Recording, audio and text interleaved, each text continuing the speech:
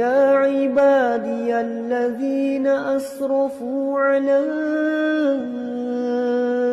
أنفسهم لا تقنطوا من رحمة الله إلا وأنتم مسلمون يا أيها الناس اتقوا ربكم الذي خلقكم من نفس واحدة وخلق منها زوجها وبث منهما رجالا كثيرا ونساء واتقوا الله الذي تساءلون به والأرحام إن الله كان عليكم رقيبا يا أيها الذين آمنوا اتقوا الله وقولوا قولا سديدا يصلح لكم أعمالكم ويغفر لكم ذنوبكم ومن يطع الله ورسوله فقد فاز فوزا عظيما أما بعد فإن أصدق الحديث كتاب الله وخير الهدي هدي محمد صلى الله عليه وسلم وشر الأمور محدثاتها فإن كل محدثة بدعة وكل بدعة ضلالة.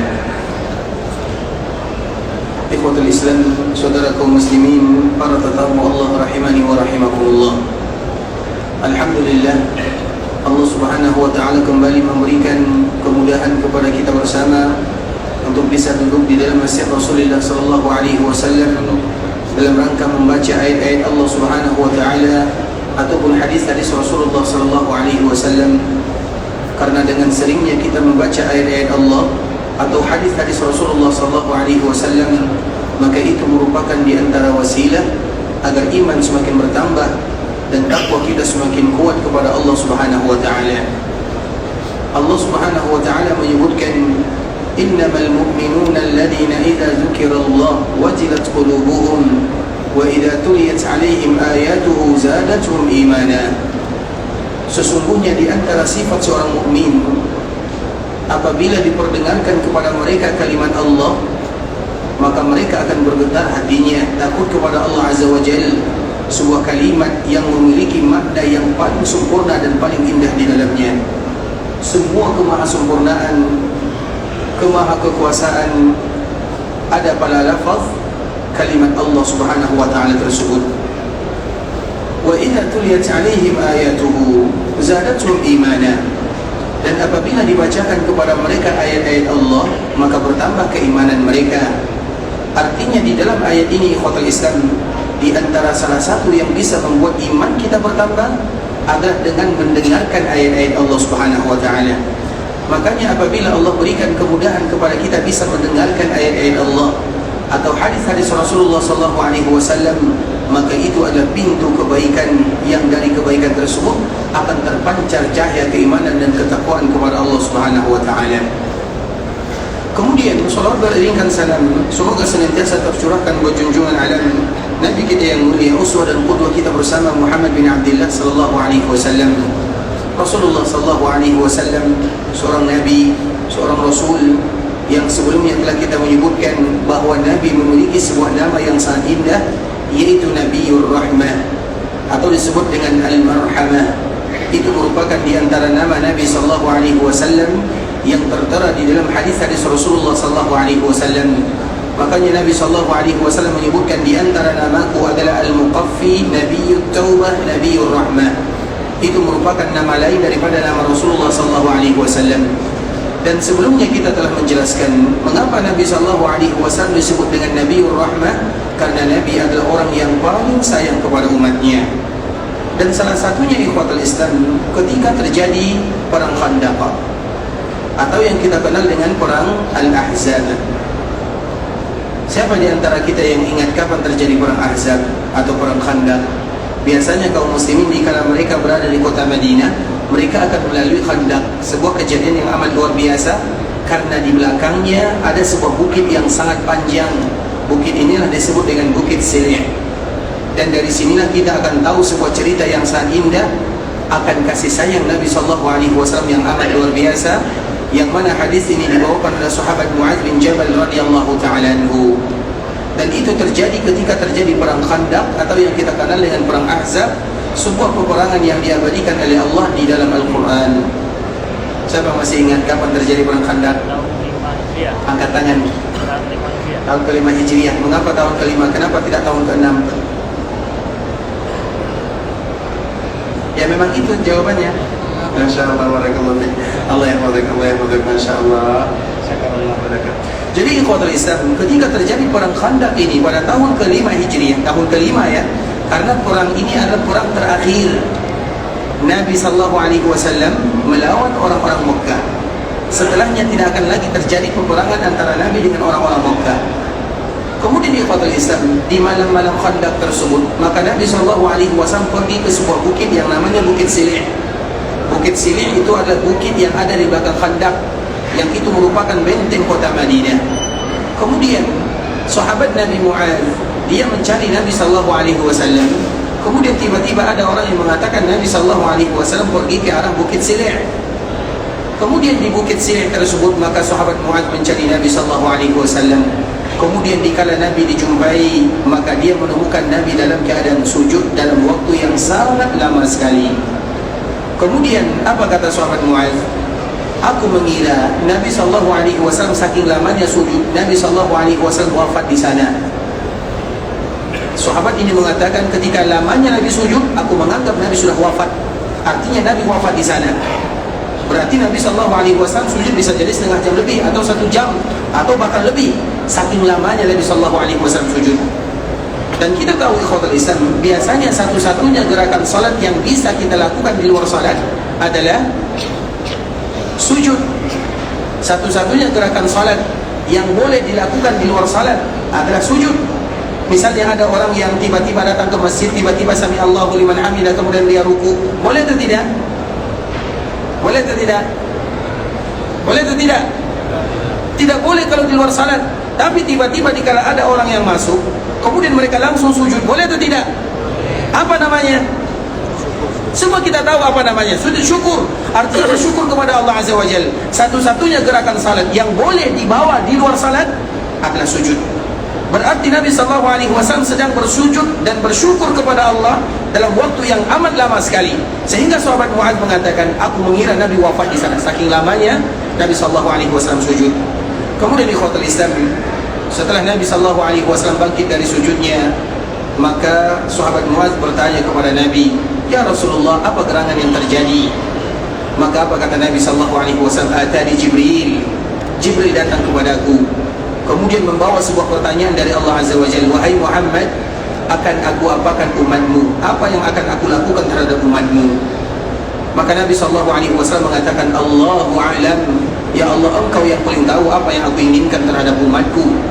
Kemudian Jibril pun kembali kepada Allah Subhanahu wa ta'ala.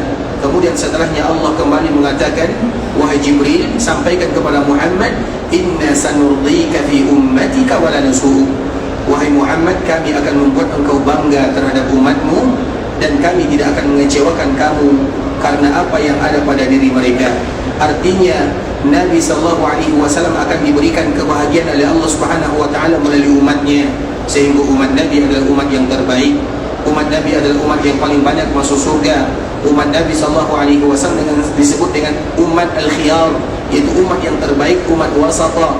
Dan itu semua merupakan di antara bentuk bagaimana permintaan Nabi SAW kepada Allah, sehingga sampai sekarang ikhwatul Islam, bukit yang ada di samping kanan Masjid Nabawi ini, yang dikenal dengan Bukit Silih, terkenal dengan Ghar Sajadah, yaitu bukit di mana Nabi sujud karena bersyukur kepada Allah ketika Allah menjadikan umat Nabi adalah umat yang terbaik di antara semua umat yang ada. Begitulah kasih sayang Rasulullah SAW kepada kita bersama ikhwatul Islam. Dan amat banyak bahwa Nabi SAW senantiasa memikirkan umatnya, bagaimana umatnya menjadi umat yang terbaik, bagaimana Allah memberikan kelebihan-kelebihan kepada umatnya, dan semua kelebihan itu ada pada umat Rasulullah SAW. Sebagaimana Allah melebihkan Nabi, maka Allah pun melebihkan umat Nabi. Dan semoga Allah Subhanahu wa ta'ala betul-betul memberikan keberkahan kepada kita di dunia dan di akhirat. Allahumma salli ala Muhammad wa ala ali Muhammad kama sallaita ala Ibrahim wa ala ali Ibrahim innaka Hamidum Majid. Allahumma barik ala Muhammad wa ala ali Muhammad kama barakta ala Ibrahim wa ala ali Ibrahim innaka Hamidum Majid. Ikhwatul Islam, saudara kaum muslimin, para tetamu Allah rahimani wa rahimakumullah, kita akan kembali melanjutkan pembahasan kita, yaitu berkaitan dengan Rasulullah SAW yang wafat di kota Madinah, dan juga Nabi SAW dikuburkan di kota Madinah, yang mana di antara salah satu kewajiban kaum muslimin ketika mereka berada di kota Madinah adalah berziarah ke perkuburan Rasulullah sallallahu alaihi wasallam. Kemudian ikhwatul Islam, ketika kaum muslimin diberikan kemudahan untuk berziarah ke perkuburan Nabi, maka yang harus kita lakukan adalah berziarah dan mengucapkan kalimat-kalimat yang diridhai oleh Allah Azza wa Jalla dan yang disebutkan oleh para ulama di dalam kitab-kitabnya. Karena kita tahu ikhwatul Islam, Nabi sallallahu alaihi wasallam secara kehidupan dunia sudah dipanggil oleh Allah Subhanahu wa taala atau sudah wafat. Sedangkan sejarah kehidupan alam barzakh, maka tentunya Nabi sallallahu alaihi wasallam dihidupkan oleh Allah Subhanahu wa taala. Tapi kehidupan alam barzakh tidak sama dengan kehidupan dunia. Dan itu yang harus kita ketahui. Makanya ikhwatul Islam, di antara salah satu yang disebutkan oleh Nabi sallallahu alaihi wasallam bahwa umat Nabi tidak akan pernah lagi melihat Nabi sallallahu alaihi wasallam dalam keadaan terjaga. Mengapa demikian ikhwatul Islam? Karena Nabi sallallahu alaihi wasallam pernah menyebutkan dalam sebuah hadisnya, wadidana law anna qad ra'ayna ikhwanana. Di antara salah satu yang aku inginkan adalah bagaimana aku bisa bersua dengan saudara-saudaraku. Itu keinginan Nabi, dan tidak semua keinginan Nabi yang tercapai. Banyak yang diinginkan oleh Nabi sallallahu alaihi wasallam namun belum diberikan takdir oleh Allah Subhanahu wa taala. Seperti misalnya Nabi ingin kembali berpuasa Ashura misalnya pada tahun berikutnya, namun Nabi tidak bisa. Nabi SAW juga menginginkan ibadah yang lainnya misalnya, Nabi juga tidak bisa. Jadi banyak yang disebutkan oleh Nabi, aku ingin ini kalau seandainya diberikan umur panjang. Dan biasanya apabila kalimat ini keluar dari lisan Nabi, maka itu tidak akan terjadi. Tapi itu adalah keinginan Nabi SAW. Di antara salah satu keinginan Nabi SAW adalah bersua dan berjumpa dengan saudara-saudaranya. Itu sangat diinginkan oleh Nabi. Kemudian perjumpaan ini belum terjadi di dunia, karena Nabi mengatakan wadidna lau anna qad ra'ayna ikhwanana. Aku berkeinginan kalau seandainya aku bisa bersua, tapi ini tidak terjadi. Kemudian ikhwatul Islam, apa kata sahabat yang mendengarkan hadis ini? Ya Rasulullah, awalasna ikhwanak? Bukankah kami ini ada saudara-saudaramu? Maka apa kata Nabi sallallahu alaihi wasallam? Tidak. Kalian adalah ashabi, kalian adalah sahabatku. Sehingga dari hadis ini ikhwatul Islam harus kita bezakan mana sahabat, mana saudara. Kalau sahabat itu adalah mereka yang hidup di zaman Nabi, mereka yang bertemu dengan Nabi, baik melihatnya atau tidak melihatnya, yang penting bertemu dengan Nabi. Kemudian mereka beriman kepada Nabi dan mereka wafat dalam keadaan beriman kepada Nabi. Apabila ini sifatnya, maka mereka disebut dengan sahabat. Dan kita tahu apabila disebut dengan sahabat, maka mereka pasti masuk ke dalam surga Allah Azza wa Jalla. Karena sahabat itu adalah orang yang dimuliakan oleh Allah Azza wa Jalla. Dan salah satunya ikhwatul Islam pernah terjadi, ada orang yang menganggap remeh sahabat Nabi sallallahu alaihi wasallam. Kemudian apa kata Nabi sallallahu alaihi wasallam? La tasubbu ashabi fa wallah. Jangan pernah kalian menghina sahabatku, demi Allah. Kalau seandainya ada di antara kalian yang berinfak di jalan Allah dengan menggunakan emas sebesar bukit Uhud, kemudian dia infakkan di jalan Allah semuanya, maka itu tidak akan pernah sama dengan perjuangan, pengorbanan, infak sahabat Nabi hanya dengan segenggam tangan saja. Walaupun separuhnya juga tidak akan pernah sama. Artinya apa ikhwatul Islam? Para sahabat Nabi betul-betul diberikan kemuliaan oleh Allah Subhanahu wa taala. Mata yang diberikan taufik oleh Allah bisa melihat Nabi dan memandang Nabi sallallahu alaihi wasallam, itu adalah mata yang dimuliakan oleh Allah. Kalau seandainya mereka beriman, maka status mereka disebut dengan sahabat. Makanya sahabat itu disebutkan oleh Nabi sallallahu alaihi wasallam, sahabat itu adalah orang-orang yang diberikan kemuliaan dan keridhaan oleh Allah Azza wa Jalla. Sehingga setiap kali kita menyebut sahabat Nabi, siapapun namanya, yang terkenal, yang tidak terkenal, yang masyhur ataupun yang tidak, sama statusnya adalah sahabat, maka wajib hukumnya bagi kaum muslimin mengucapkan kalimat radhiyallahu anhum ajma'in. Dan kalimat ridha itu adalah kalimat puncak tertinggi bentuk kecintaan Allah kepada hambanya. Kalau sudah ridha, berarti itu adalah tingkatan tertinggi. Makanya di dalam surga ikhwatul Islam ada namanya ridha. Dan ridha itu diberikan kepada penduduk surga. Kemudian dikala penduduk surga dikumpulkan oleh Allah Azza wa Jalla, diberikan semua kenikmatan yang pernah disebutkan oleh Allah Azza wa Jalla, kenikmatan yang tidak pernah mereka rasakan sebelumnya, yang tidak pernah mereka lihat, yang tidak pernah mereka pandang sebelumnya, yang tidak pernah terbayangkan sebelumnya. Kemudian tiba-tiba Allah muncul di sana. kemudian dibukakan tabir, kemudian penduduk surga melihat Allah Subhanahu wa taala. Dan di antara salah satu nikmat yang paling indah di dalam surga adalah ru'yatullah, melihat Allah Azza wa Jalla. Kemudian Allah pun berbicara kepada penduduk surga, wahai penduduk surga, apakah kalian sudah ridha terhadap apa yang aku berikan kepada kalian? Maka semua penduduk surga mengatakan, wa ma lana la narda, apa pula yang membuat kami tidak ridha kepadamu ya Allah? Engkau selamatkan kami dari api neraka, Engkau masukkan kami ke dalam surga, Engkau berikan kepada kami kenikmatan yang tiada tara, kenapa kami tidak ridha kepadamu? Kemudian apa kata Allah Subhanahu wa taala? Maka di saat itulah Allah Subhanahu wa taala menyebutkan, hari ini aku tidak akan pernah murka kepada kalian untuk selama-lamanya, dan hari ini aku halalkan keridhaanku kepada kalian semuanya.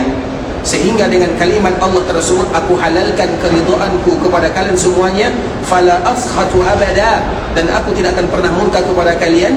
Di saat itulah penduduk surga semakin bangga dan semakin bahagia, sehingga membuat semua nikmat yang pernah Allah berikan kepada mereka tiada taranya dengan keridhaan Allah Subhanahu wa taala.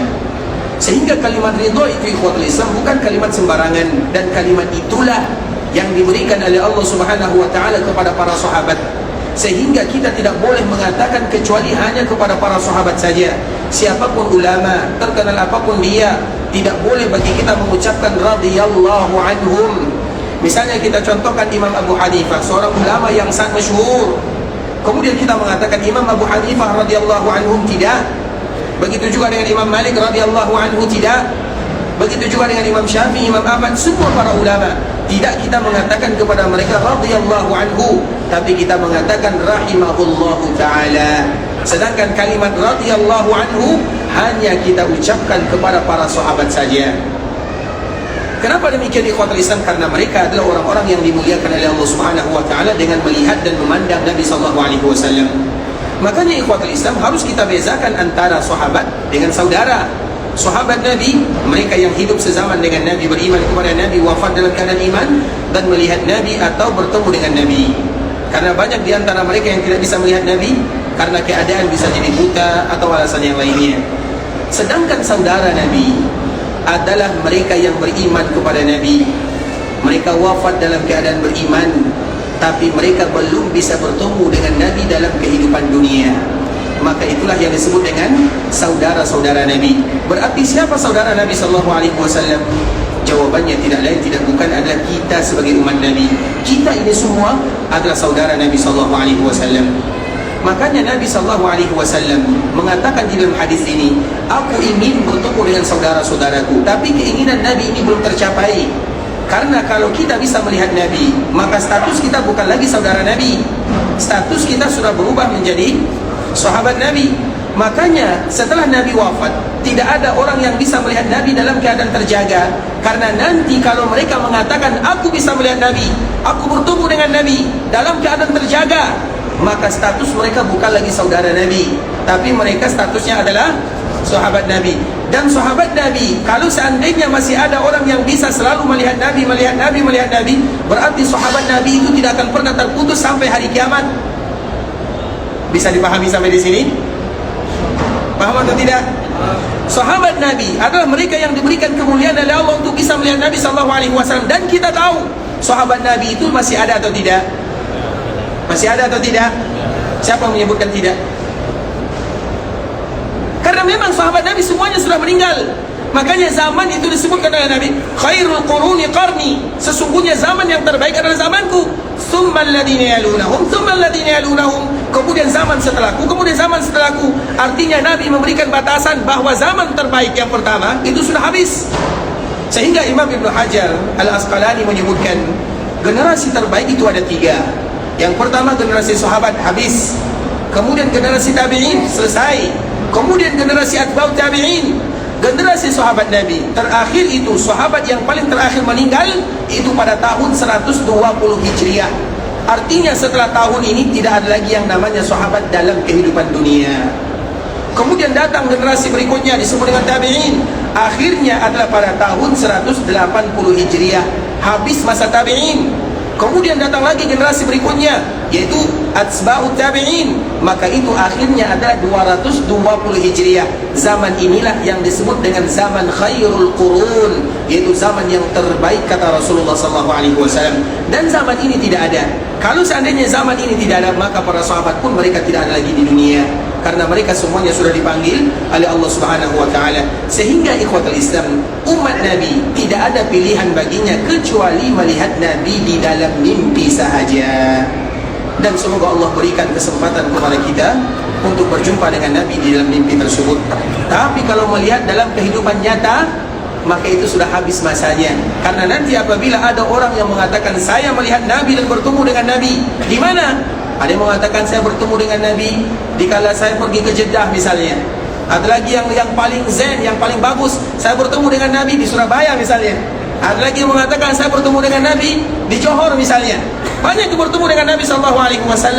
Ketahuilah ikhwatul Islam, Nabi tidak lagi bisa dilihat dalam keadaan dunia nyata, karena sudah habis masanya. Kalau ada yang bisa melihat Nabi, maka mereka statusnya bukan lagi saudara Nabi, tapi sahabat Nabi. Paham atau tidak? Bisa dipahami? Tapi ikhwatul Islam, sehingga Nabi SAW menyebutkan, man ra'ani fil manami faqad ra'ani. Barang siapa yang melihat diriku di dalam mimpi, maka betul-betul dia melihatku. Fa inna syaitana la yatamatsalu bi. Karena syaitan tidak akan pernah bisa menyerupai Nabi SAW. Tapi itu juga harus diingat ikhwatul Islam. Barang siapa yang melihatku di dalam mimpi, maka pasti dia melihatku, karena syaitan tidak bisa menyerupai Nabi. Ada dua orang Nabi ikhwatul Islam yang betul-betul dijaga oleh Allah Azza wa Jalla.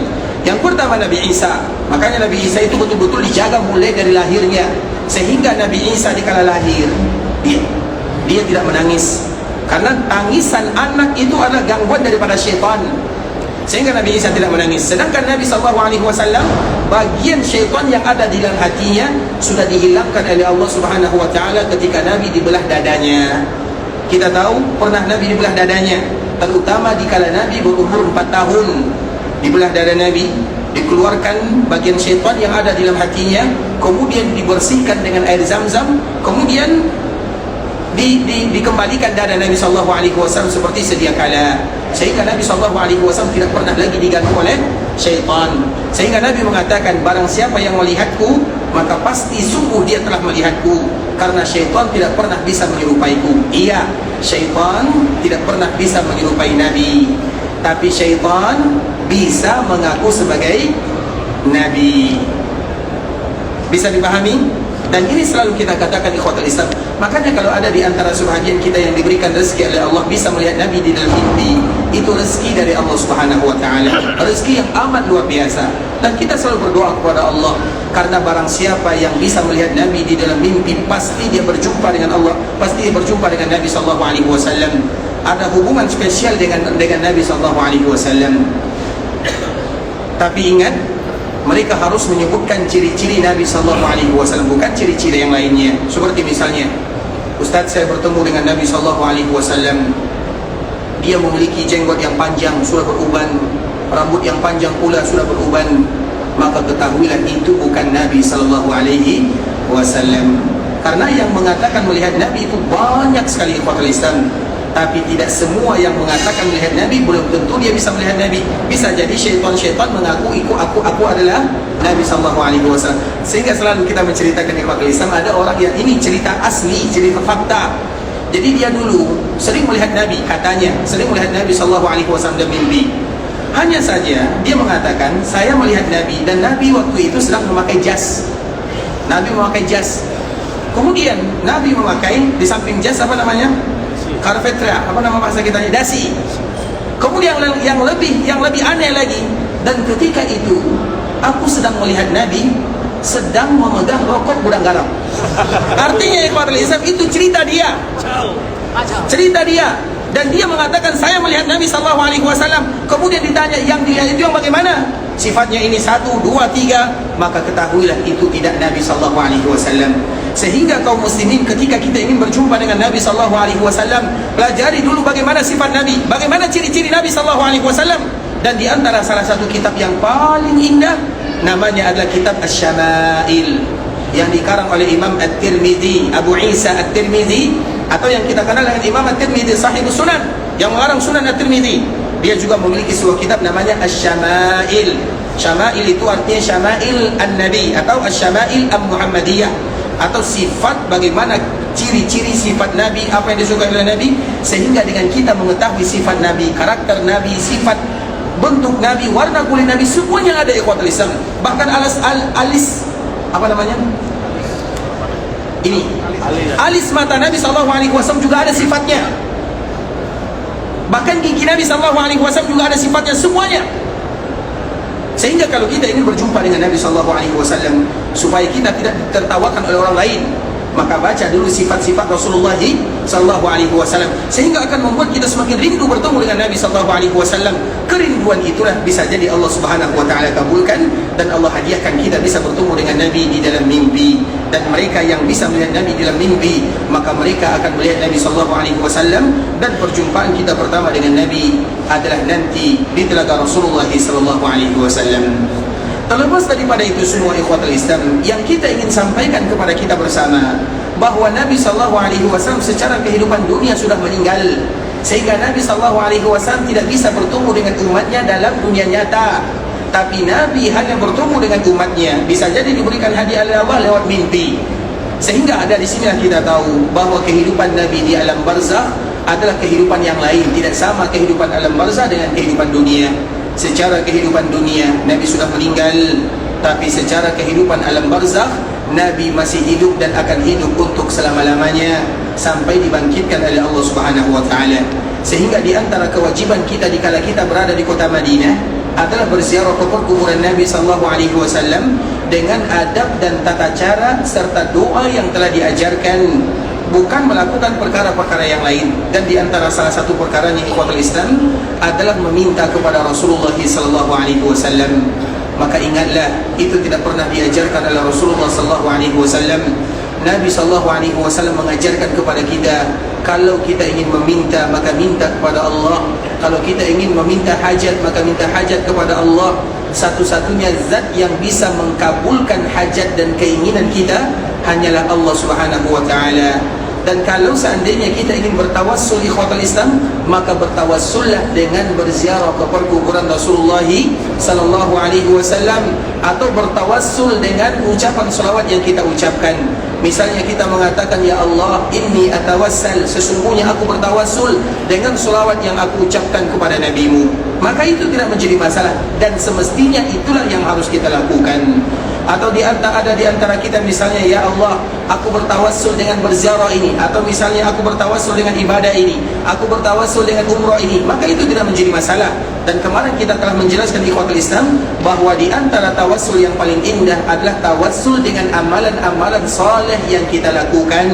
Sehingga setiap kali kita berdoa kepada Allah, jadikan itu sebagai perantara kepada Allah Azza wa Jalla. Ya Allah, aku datang ke sini melaksanakan ibadah, berziarah ke kuburan Nabi, memperbanyak membaca Al-Quran, memperbanyak ibadah, memperbanyak salat. Ya Allah, terima amal ibadahku, dan aku bertawassul kepadamu dengan amal ibadah yang aku lakukan ini, kabulkanlah doa-doaku. Dan kemarin kita telah jelaskan ikhwatul Islam bahawa itu merupakan di antara makna tawassul yang pertama, tawassul dengan amalan-amalan saleh.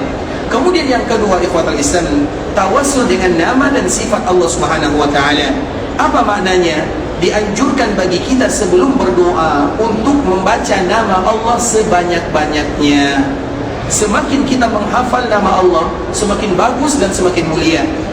Dan kita sebutkan ikhwatul Islam sebuah kisah yang sangat indah yang terjadi kepada Nabi SAW. Nabi SAW ketika bertemu dengan Allah Subhanahu Wa Taala, terutama nanti Nabi ingin memberikan syafaat di akhirat. Dan kita tahu ikhwatul Islam, Nabi itu sangat banyak sekali memberikan syafaat kepada umatnya. Dan salah satunya adalah syafaat kepada orang-orang yang sudah berada di dalam api neraka Allah Azza wa Jalla. Kita ulang lagi ikhwatul Islam, di antara salah satu bentuk syafaat adalah syafaat Nabi SAW kepada umatnya yang ada di dalam api neraka. Kemudian bagaimana ceritanya ikhwatul Islam? Rasulullah SAW menyebutkan di dalam hadis yang sangat panjang sekali, ketika penduduk surga mereka sudah masuk ke dalam surga, ketika penduduk neraka mereka sudah masuk ke dalam neraka, maka Nabi SAW menyelesaikan orang-orang yang ada di dalam surga. Jadi kita sebagai umat Nabi ketika masuk surga tidak hanya sampai di pintu surga, tapi Nabi akan antarkan kita sesuai dengan kedudukan kita masing-masing. Sehingga orang yang paling sibuk di akhirat adalah Rasulullah SAW. Orang yang paling sibuk di dunia adalah Nabi SAW. Jadi jikalau umat Nabi masuk surga, Nabi tidak hanya mengatakan silakan masuk surga, tidak, tapi Nabi mengantarkan. Kemudian ketika mereka masuk ke dalam surga, tidak sampai di situ saja, Nabi kembali lagi berdoa kepada Allah. Apa doa Nabi? Ya Allah, angkat derajat mereka melebihi apa yang kau berikan kepada mereka. Dan di surga itu ada 100 tingkatan, ada 100 derajat. Antara satu derajat dengan derajat berikutnya ibarat antara langit dan bumi, dan itu ada 100.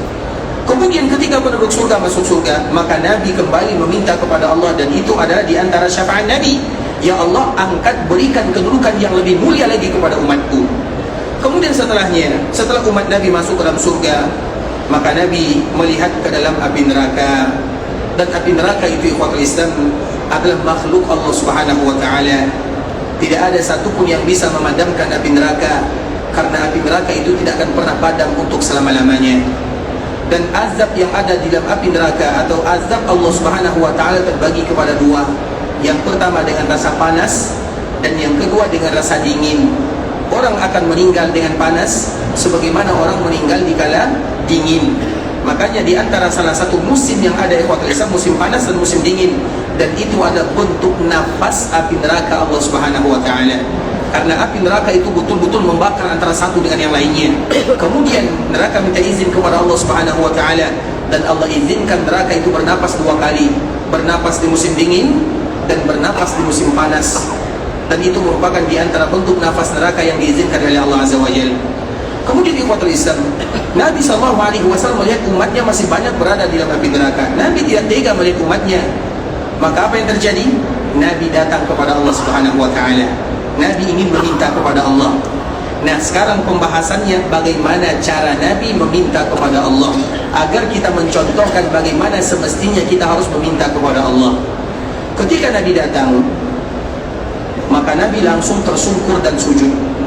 Sehingga momen yang paling indah meminta kepada Allah adalah dikala kita sujud. Maka latihanlah untuk sujud dalam waktu yang lama, terutama di dalam solat-solat sunnat. Makanya kenapa solat sunnat itu dianjurkan lebih bagus di rumah kita, karena nanti kita bebas berdoa kepada Allah di sana. Bukan hanya sekedar melakukan sholat sunat saja, tapi ada tujuannya, yaitu agar kita berlama-lama di dalam sujud, karena waktu itu adalah waktu yang paling dikabulkan oleh Allah Azza wa Jalla. Sehingga Nabi SAW menyebutkan aqrabu ma yakunu bihil abdu min rabbih wa huwa sajid. Seorang hamba akan semakin dekat dengan Allah ketika dia sedang bersujud. Faqaminun an yustajaba lakum, maka hampir-hampir saja doa kalian itu semuanya akan dikabulkan oleh Allah Azza wa Jalla. Sehingga itulah yang dilakukan oleh Nabi SAW. Oleh karenanya ikhwatul Islam, latihan kita memperlama sujud, karena sujud dalam waktu yang lama itu tidak mudah. Sujud 10 menit saja, maka kepala kita sudah akan sakit. Apalagi 15 menit, apalagi setengah jam, apalagi 1 jam. Tapi latihanlah untuk berlatih sujud dalam waktu yang amat lama. Nah, Nabi SAW ketika meminta kepada Allah, Nabi sujud dalam waktu yang amat lama. Kemudian setelah sujud, apa yang diucapkan oleh Nabi? Maka Nabi memuji Allah dengan nama-nama yang sangat indah yang tidak pernah diturunkan di dunia. Makanya kemarin kita menyebutkan nama Allah itu tidak terbatas bilangannya, jumlahnya. Mengapa demikian? Karena Nabi ketika memuji Allah, maka Nabi memuji Allah dengan pujian yang tidak pernah diajarkan di dunia. Dan memuji Allah itu artinya dengan nama dan sifat-sifat yang amat agung sekali.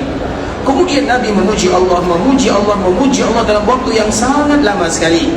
Kemudian setelah dalam keadaan sujud, Allah dipuji dengan pujian yang sangat indah. Baru setelahnya Allah mengatakan, Ya Muhammad irfa' ra'sak wa qul yusma'lak wa sal tu'ta washfa' tushaffa'. Wahai Muhammad, angkat kepalamu. Kapan Allah mengatakan kalimat ini? Setelah Nabi bersujud dalam waktu yang lama, dan Nabi memuji Allah dengan pujian yang amat indah dalam waktu yang lama pula. Baru Allah mengatakan, irfa' ra'sak, angkat kepalamu, wa qul yusma'lak, katakan aku akan dengarkan, washfa' tushaffa', berikan syafaat aku akan izinkan, wasal tu'ta, minta aku akan kabulkan. Dari sini kita ambil pelajaran di ikhwatul Islam. bahwa agar doa dan permintaan kita serta tawassul yang paling indah adalah bertawassul dengan nama dan sifat-sifat Allah Subhanahu wa taala. Maka hendaklah seorang muslim setiap kali mereka berdoa kepada Allah dan meminta kepada Allah, jangan langsung mereka berdoa kepada Allah Subhanahu wa taala, tapi harus diawali dengan muqaddimahnya. Dan di antara muqaddimah yang paling indah adalah menyebutkan nama-nama Allah Subhanahu wa taala yang sangat mulia. Kita contohkan misalnya, kita contohkan dari yang mudah-mudah dulu. Seperti misalnya, kalau seandainya kita tidak bisa mengucapkan dengan bahasa Indonesia, boleh diucapkan dengan bahasa Arab. Contoh misalnya, Allahumma inni atawassalu bi asma'ikal husna wa sifatikal ula. Ya Allah, aku bertawassul kepadamu dengan nama-nama yang kau miliki, dengan sifat-sifat yang sempurna yang ada pada dirimu. Kemudian kalimat yang tidak boleh dilupakan seorang muslim di dalam doanya, yang pertama adalah Ya Hayyu Ya Qayyum. Misalnya setiap kali kita berdoa, Ya Hayyu Ya Qayyum, ampunkan dosaku. Ya Hayyu Ya Qayyum, mudahkan, lancarkan rezekiku. Ya Hayyu Ya Qayyum, berikan kepadaku keturunan. Dianjurkan bagi kaum muslimin setiap kali mereka meminta dalam satu permintaan, kalau perlu mereka mengulang kalimat Ya Hayyu Ya Qayyum. Dan setiap ayat yang ada kalimat Hayyun Qayyum, maka itu akan menjadi ayat yang sangat indah. Di dalam Al-Quran surah Al-Baqarah, apa kalimat Ya Hayyu Ya Qayyum di ayat mana? Di ayat kursi. Sehingga ayat kursi menjadi ayat yang paling mulia. Di mana lagi Allah menyebutkan Ya Hayyu Ya Qayyum? Di dalam surah Al-Imran. Sehingga surah Al-Imran adalah Az-Zahrawan. Kemudian di mana lagi Allah menyebutkan surah Al-Hayyu Ya Qayyum? Di dalam surah Taha. Semua kalimat atau semua ayat yang ada di dalamnya Ya Hayyu Ya Qayyum, maka dia akan menjadi ayat yang mulia. Itu yang pertama. Kita mulai dari yang sedikit-sedikit yang mudah bagi kita membacanya. Kemudian ikhwatul Islam, yang kedua, setiap kali kita ingin memuji Allah Subhanahu wa taala atau berdoa kepada Allah, jangan pernah kita melupakan kalimat Ya Dzal Jalali wal Ikram. Ya Dzal Jalali wal Ikram. Itu kalimat kedua yang mudah bagi kita untuk menerapkannya. Kemudian yang ketiga ikhwatul Islam, dan ini sebagaimana hadis Nabi SAW, setiap kita yang ingin berdoa kepada Allah, maka ucapkanlah. Ini agak sedikit panjang, berat, tapi itu merupakan di antara doa yang paling mulia. Kalau kita tidak hafal, nanti cari. Namanya adalah Ismullahil A'zam. Namanya adalah Ismullahil A'zam. Karena umat-umat terdahulu, ada sebahagian mereka yang diberikan oleh Allah Ismullahil A'zam. Setiap kali mereka mengangkat kedua tangannya, langsung pasti dikabulkan doanya oleh Allah Azza wa Jalla. Nah, umat Nabi juga diberitahukan oleh Allah Subhanahu wa taala, dan salah satunya ada doa ini. Allahumma inni as'aluka bi anni ashhaduka bi annaka antallahu la ilaha illa ant al-ahadus samadul ladzi lam yalid wa lam yulad wa lam yakul lahu kufuwan ahad. Ada yang hafal? Kalau tidak hafal dicatat ya, agar nanti bisa kita berdoa dengan kalimat ini. Sehingga kalau kita hafal doa ini, maka dengan itulah kita nanti bisa berlama-lama berdoa kepada Allah. Allahumma inni as'aluka bi anni ashhadu, ya Allah, sesungguhnya aku meminta kepadamu dan aku bersaksi bi annaka antallahu la ilaha illa ant, aku bersaksi engkau adalah Allah, zat yang tiada ilah yang berhak disembah kecuali engkau. Al-Ahad, As-Samad, alladzi lam yalid wa lam yulad wa lam yakul lahu kufuwan ahad. Potongan yang ada dalam surah Al-Ikhlas. Nabi SAW pernah mendengarkan ada salah seorang sahabat mengucapkan doa ini. Apa kata Nabi? Laqad sa'ala Allah bismihil a'zam alladzi idza du'iya bihi ajab wa idza su'ila bihi a'ta. Apa kata Nabi SAW dikala mendengarkan salah seorang sahabat menggunakan kalimat ini sebelum dia meminta kepada Allah? Sesungguhnya orang ini telah meminta kepada Allah dengan nama Allah yang paling mulia, paling agung, yang paling besar, yang paling sempurna. Dan tidak ada seorang hamba pun yang mengucapkan kalimat ini sebelum dia meminta, kecuali Allah pasti kabulkan doanya dan Allah akan berikan apa yang dia minta. maka seorang muslim wajib hukumnya untuk menghafal doa ini, karena setiap hari kita akan berdoa kepada Allah, dan itulah tawassul yang paling sempurna dan paling mulia, bertawassul dengan nama dan sifat Allah Subhanahu wa taala. Dan kalimatnya ada dua. Yang pertama telah kita bacakan. Di dalam riwayat yang lain, Allahumma inni as'aluka bi anna lakal hamdu la ilaha illa anta wahdaka la syarika lak al-mannan badi'us samawati wal ard ya dzal jalali wal ikram ya hayyu ya qayyum. Terkumpul di dalam kalimat ini, ya dzal jalali wal ikram ya hayyu ya qayyum.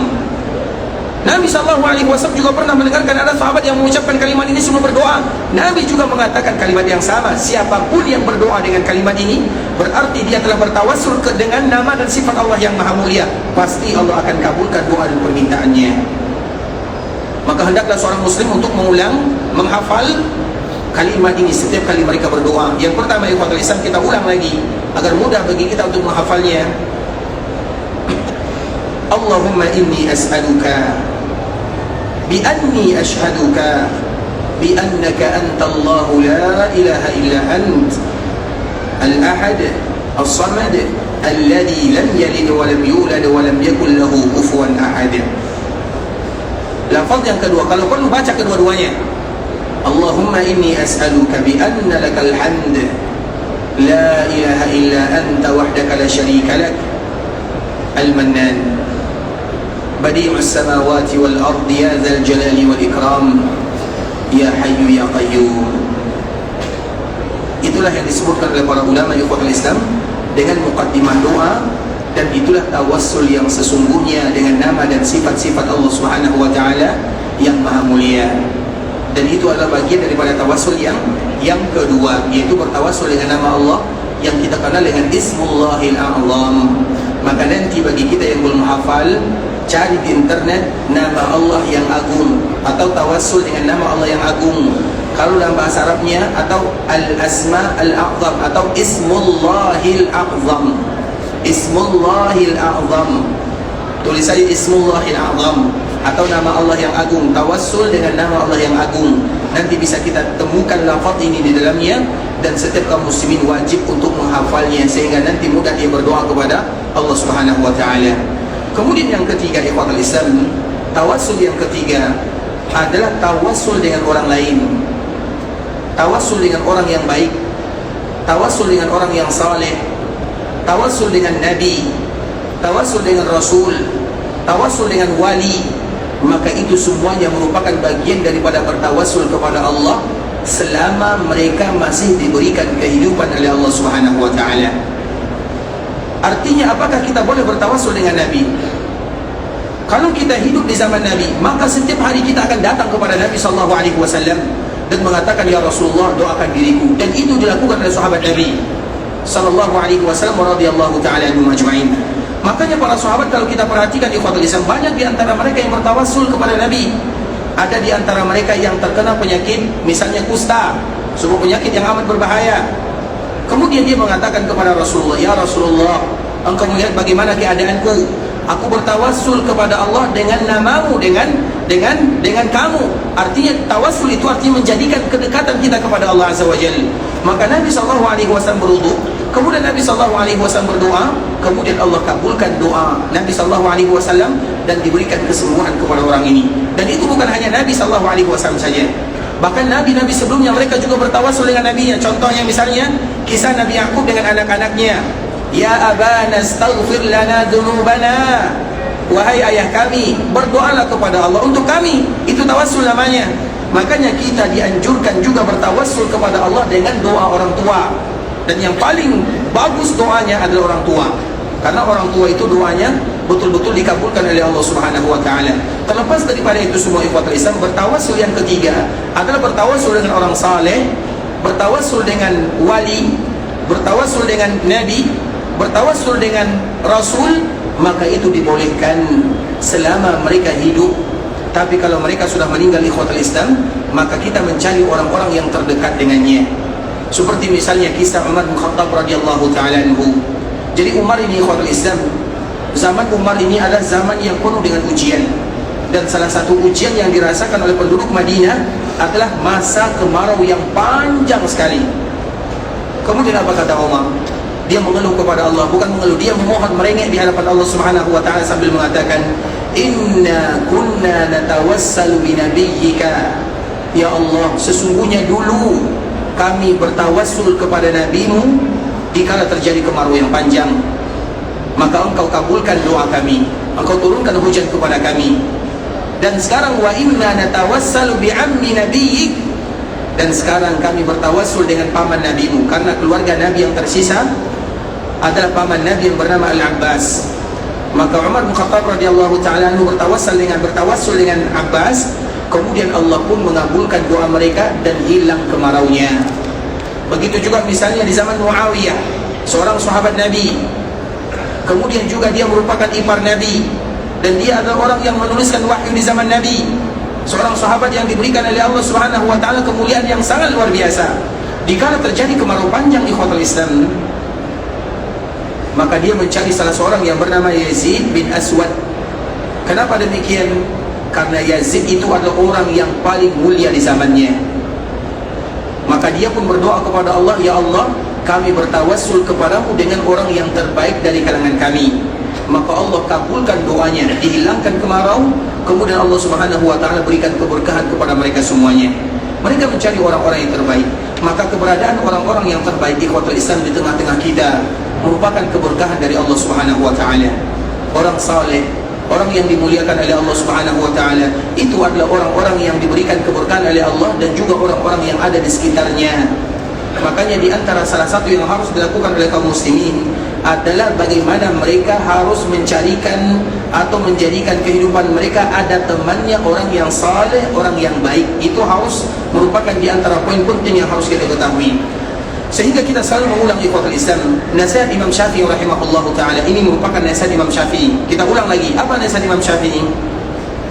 Imam Syafi'i rahimahullahu taala menyebutkan, aku mencari-cari bagaimana supaya kita bisa meninggalkan dosa. Maka tidak ada ibadah yang paling mulia yang membuat kita bisa mengurangi dan meninggalkan dosa melebihi daripada salat duha.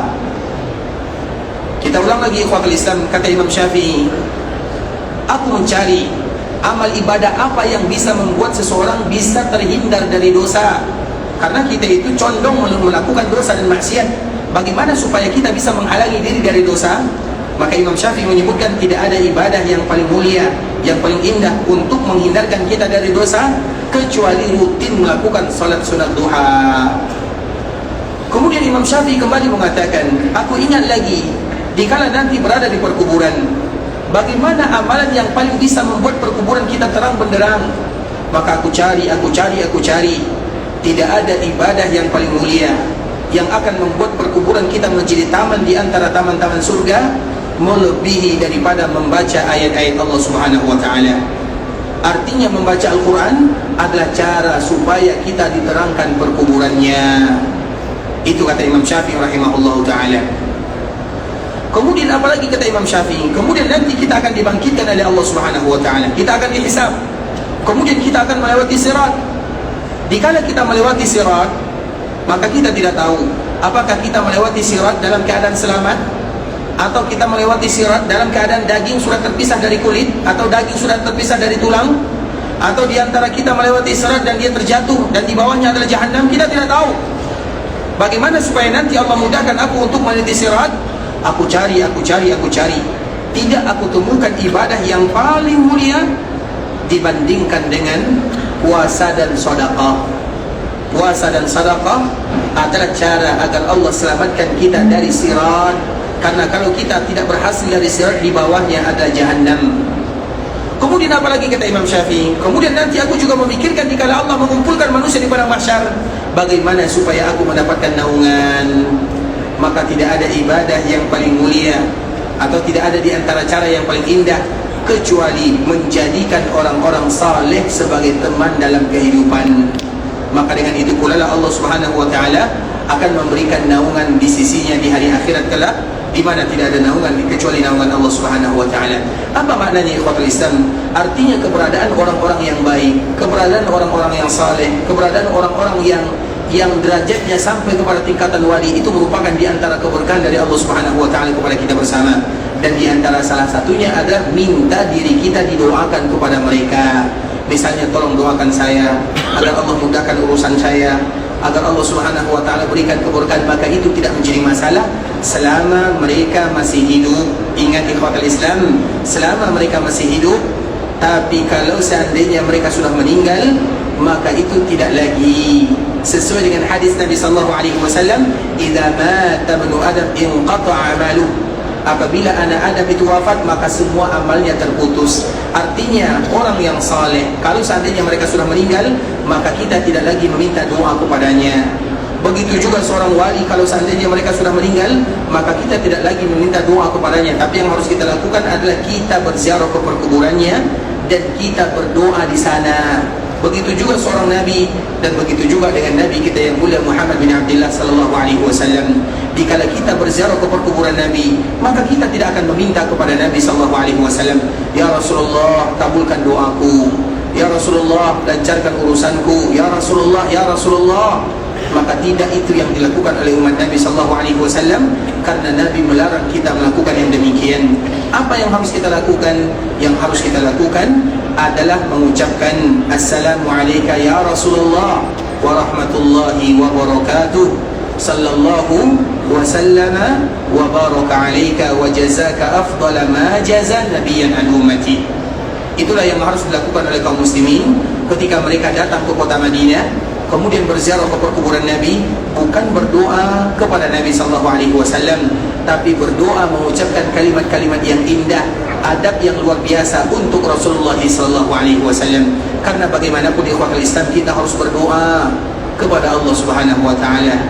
Kita harus meminta kepada Allah Subhanahu wa taala, karena itulah ajaran Nabi sallallahu alaihi wasallam. Bahkan cucu Nabi, dan hadis ini dikeluarkan dari jalur Hasan dan Husain, artinya anaknya Hasan dan anaknya Husain. Mereka adalah cucu Nabi sallallahu alaihi wasallam.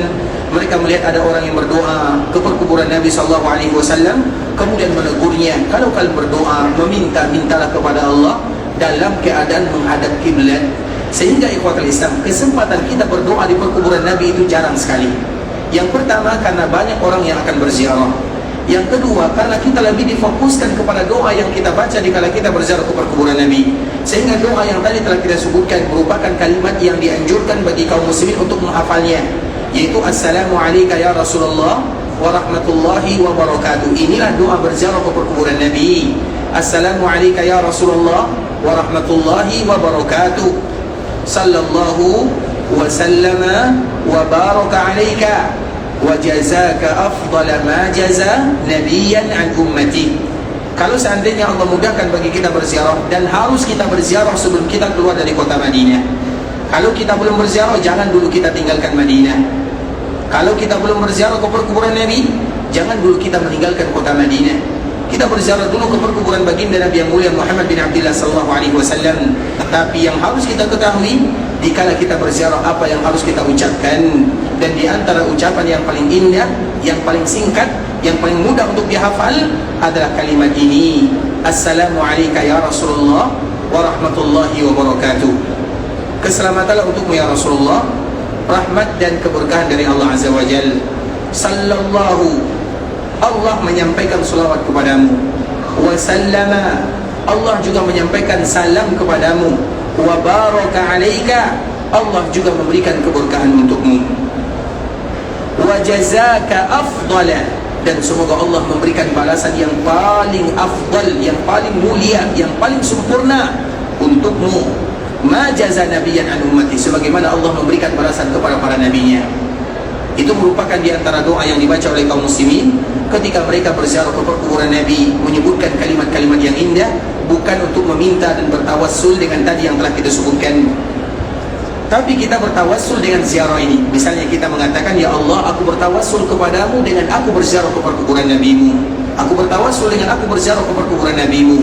Aku bertawassul dengan mengikuti sunnah Nabi-Mu.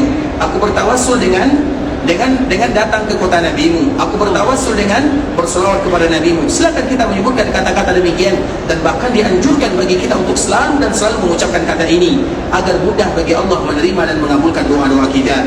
Tapi dikala kita berada di perkuburan Nabi sallallahu alaihi wasallam, maka dianjurkan bagi kita mengucapkan doa yang sangat indah ini sambil mengatakan assalamu alayka ya Rasulullah wa rahmatullahi wa barakatuh, sallallahu wasallama wa baraka alayka wa jazaka afdala ma jaza nabiyyan an ummati.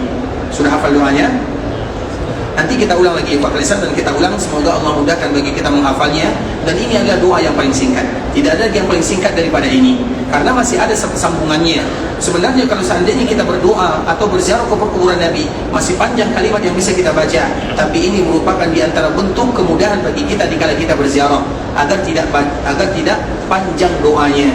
Makanya di antara salah satu yang membuat orang tidak mau berziarah ke perkuburan, kadang-kadang karena doa yang terlalu panjang. Makanya di dalam agama itu adalah sesuatu yang sangat dimudahkan oleh Allah Azza wa Jalla, dan kemudahan itu semakin mudah dikala kita berziarah ke perkuburan Nabi sallallahu alaihi wasallam dengan kita mengucapkan assalamu alayka ya Rasulullah wa rahmatullahi wa barakatuh. Kalimat pertama ini sama dengan salam yang lainnya, hanya saja dhamirnya dirubah, assalamu alayka, keselamatan untukmu, assalamu alayka ya Rasulullah wa rahmatullahi wa barakatuh. Kalimat yang pertama hafal semua ya. Assalamu alayka ya Rasulullah wa rahmatullahi wa barakatuh. Baik, kalimat yang kedua, sallallahu wa sallama wa baraka alayka.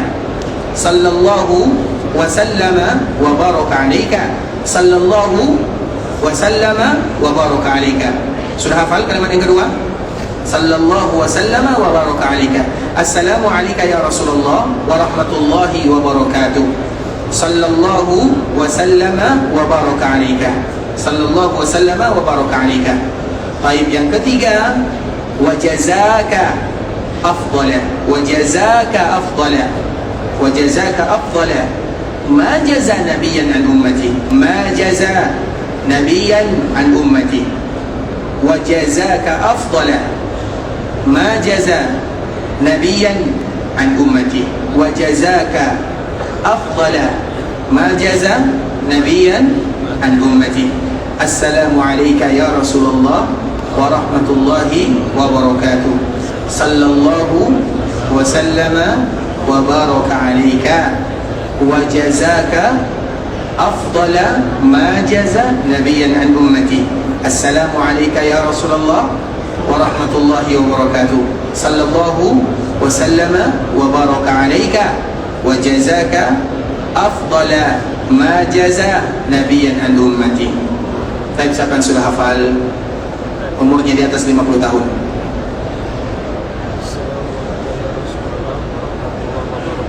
Ulang lagi, angkat tangan dulu Bapak, baik, silakan. Assalamu alayka ya Rasulullah wa rahmatullahi wa barakatuh. Sambung. Sallallahu, usaha dulu. Sallallahu wa sallama wa baraka alayka. Sallallahu wa sallama baik, wa jazaka afdala wa jazaka afdala ma jaza nabiyyan an ummati. Ulang lagi sekali. Assalamu alayka ya Rasulullah wa assalamu alayka ya Rasulullah wa rahmatullahi wa barakatuh. Baik, sallallahu, karena tidak hafalnya nanti bisa dimudahkan menghafal ya. Ada tulisannya di sini ya. Nanti dicari ya. Masya Allah, barakallahu fiik, syakarallahu lakum. Tapi khotul Islam, ada yang hafal? Yang di atas 50 tahun dulu. Baik, tadi mana? Silakan. Karena yang muda-muda, kalau yang muda-muda hafal biasa ya. Tapi kalau yang tua-tua hafal itu luar biasa. Baik, silakan. Lupa ya? Baik. Assalamu alayka ya Rasulullah. Baik, assalamu alayka ya Rasulullah wa rahmatullahi wa barakatuh. Kita sengaja menyebutkan seperti ini untuk mengulang-ulang semuanya agar terulang selalu. Baik.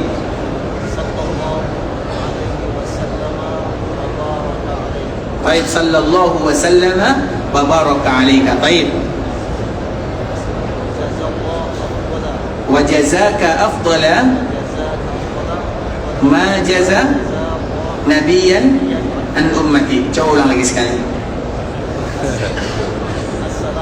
Assalamu alayka ya Rasulullah wa rahmatullahi wa Baik, Assalamualaikum ya Rasulullah warahmatullahi wabarakatuh.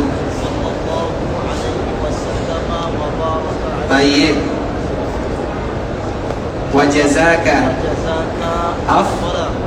ma jaza nabiyan. Masya Allah, silakan bisa di. Insya Allah, syakarallahu lakum. Semoga nanti yang lain bisa menyusul ya. Jadi ikhwatul Islam ini merupakan di antara adab kita kepada Rasulullah sallallahu alaihi wasallam dengan doa yang tadi telah kita sebutkan, dan itu adalah doa yang paling singkat, tidak lagi yang lebih singkat daripada itu. Bagi kita yang pernah berziarah, kalau kita berziarah biasanya doa apa yang kita baca? Apa yang kita baca? Salam saja tidak cukup untuk Nabi sallallahu alaihi wasallam. Nabi tidak cukup untuknya salam saja. Tidak boleh untuk Nabi sallallahu alaihi wasallam salam saja. Untuk Nabi salam dan salawat. Untuk Nabi salam dan salawat. Makanya kalimat pertama adalah kalimat salam, kalimat kedua adalah kalimat salawat, karena untuk Nabi salam dan salawat. Dan kita tidak boleh mengucapkan salam saja untuk Nabi, tapi juga harus bersalawat kepada Nabi sallallahu alaihi wasallam. Itu gabungan yang Allah muliakan Nabi, dan kita pun harus memuliakan sesuai dengan Allah memuliakan Nabinya. Makanya kita mengucapkan Assalamualaikum ya Rasulullah warahmatullahi wabarakatuh. Itu salam. Salawatnya mana? Sallallahu. Ini salawatnya. Sallallahu wasallam wa baraka alaika. Kemudian pujiannya mana? Wa jazaka afdala ma jaza nabiyan an ummati. Ikhwatul Islam, saudara kaum muslimin, para tetamu Allah rahimani wa rahimakumullah. Sampai di sini pembahasan yang bisa kita jelaskan. Yang benar dari Allah Subhanahu wa taala, yang salah dari diri kami pribadi karena kurangnya ilmu kami, karena kebodohan dan karena kejahilan kami. Kami mohon dimaafkan kalau ada kata-kata yang salah, kalimat-kalimat yang kurang tepat, bahasa-bahasa yang kurang bagus, atau cara penyampaian yang tidak berkenan. Dan kita ikhwatul Islam senantiasa mengingatkan kepada kaum muslimin, terkhusus bagi kita yang ada di kota Madinah, manfaatkanlah waktu untuk berlomba-lomba menggapai pahala yang disediakan oleh Allah Azza wa Jalla. Karena Madinah ini seolah-olah merupakan bonus dari Allah. Apapun amal ibadah yang kita lakukan di sini tidak akan pernah sama nilainya dengan kita melakukan amal ibadah dimanapun. Solat kita sama, tapi pahalanya tidak sama. Doa kita sama, pahalanya tidak sama. Quran yang kita baca sama, pahalanya tidak sama. Sedekah yang kita berikan sama, tapi pahalanya tidak sama. Semuanya tidak akan pernah sama. Semuanya.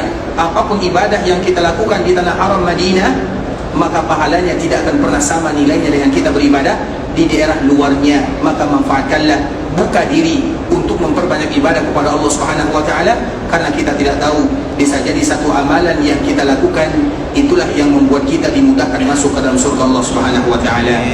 Dan semoga Allah Subhanahu wa taala ampunkan dosa kita bersama, diampunkan dosa orang tua kita. Kalau ada di antara orang tua kita yang masih hidup, semoga Allah panjangkan umurnya dalam ketaatan. Kalau ada di antara mereka yang sudah meninggal, semoga Allah Subhanahu wa taala ampunkan dosanya, lapangkan perkuburannya, dan dijadikan perkuburannya taman di antara taman-taman surga. Semoga Allah Subhanahu wa taala memberikan keberkahan terhadap anak dan keturunan kita. Semoga Allah Subhanahu wa taala memberikan kemudahan dalam setiap urusan kita. Kalau ada di antara kaum muslimin yang mendapatkan musibah, semoga Allah Subhanahu wa taala mengangkat musibahnya. Kalau ada di antara kaum muslimin yang diberikan penyakit oleh Allah Subhanahu wa taala, semoga penyakitnya diangkat oleh Allah Subhanahu wa taala. Kalau ada di antara saudara kaum muslimin yang meninggal, semoga Allah Subhanahu wa taala mengampunkan dosa mereka semuanya. Kalau ada di antara kita yang ingin pergi ke Mekah untuk beribadah, semoga Allah kabulkan doanya, Allah terima amal ibadahnya, dijadikan umrahnya adalah umrah yang mabrurah, wa sa'yan mashkura, wa dhanban maghfura. Kalau ada di antara kita yang ingin pulang ke kampung halamannya, semoga dimudahkan perjalanannya, dilancarkan urusannya, diberikan kemudahan dalam setiap perkaranya, dan kembali berkumpul dengan keluarganya dalam keadaan sehat walafiat. Dan semoga Allah Subhanahu wa taala senantiasa memberikan kepada kita ikhlas di dalam beribadah, dan semoga kita senantiasa istiqamah di dalam agama Allah Subhanahu wa taala. Dan kita bermohon kepada Allah agar Allah tidak menutup usia kita kecuali dalam keadaan husnul khatimah. Kita tutup dengan doa kafaratul majlis. Subhanakallahumma bihamdika asyhadu an la ilaha illa anta astaghfiruka wa atubu ilaik. Wa sallallahu wa sallim ala nabiyyina wa habibina wa khalilina wa sayyidina Muhammadin wa ala alihi wa sahbihi wa sallam tasliman katsira. Assalamualaikum warahmatullahi wabarakatuh. قل يا عبادي الذين أسرفوا على أنفسهم لا تقنطوا من رحمة الله